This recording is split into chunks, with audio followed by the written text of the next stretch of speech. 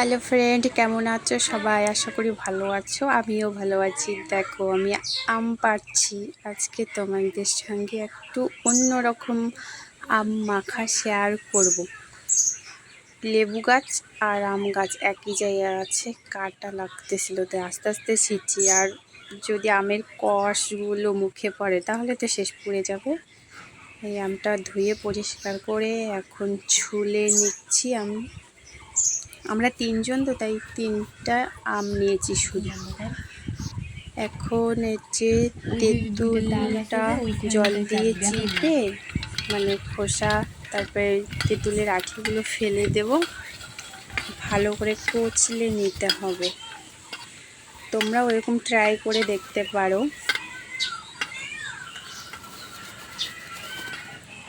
একটু টাইম নিয়ে তেঁতুলগুলো কচলে এখন নেওয়ার পরে নুন দিয়ে নিলাম, স্বাদ মতো নুন দেবে। চিনি দিয়ে দিচ্ছি, যে যেরকম মিষ্টি ঝাল খাবে সেরকম দেবে। দুইটা শুকনা লঙ্কা পুড়ে নিয়েছি, এখন দিয়ে দিচ্ছি শুকনো লঙ্কা। ভালো করে মিক্স করতে হবে। এখন দিয়ে দেব গুঁড়ো লঙ্কা, সামান্য লঙ্কা, যে যেরকম ঝাল খাবে। এখন দিয়ে দিচ্ছি গন্ধরাস লেবু পাতা। ভালো সুন্দর করে মিক্স করে নিতে হবে। আর হ্যাঁ, এই যে আমগুলো একদম কুচি কুচি করে কেটে নিতে হবে, গোটাই থাকবে। আমি কাটাটা দেখাইনি, স্কিপ করে গিয়েছি। তোমরা যেরকম করে কেটে নেবে, যদি খাও ট্রাই করতে পারো।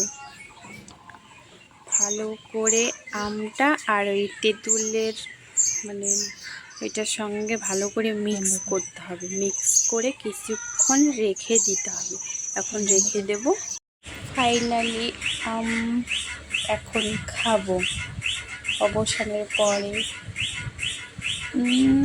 কি যে স্বাদ, মানে বলে বোঝাতে পারবো না। তোমরাও ট্রাই করতে পারো। মানে ওইভাবে আম মাখার থেকে এইটা কিন্তু একটু অন্যরকম টেস্ট, সেই লাগছে। বাই, আমরা খেতে থাকি। এতক্ষণে তোমরা ভিডিওটা দেখো, কেমন লাগলো লাইক কমেন্ট করো, আর তোমরা ট্রাই করো। Bye, tata. সবাই ভালো থাকবে, সুস্থ থাকবে।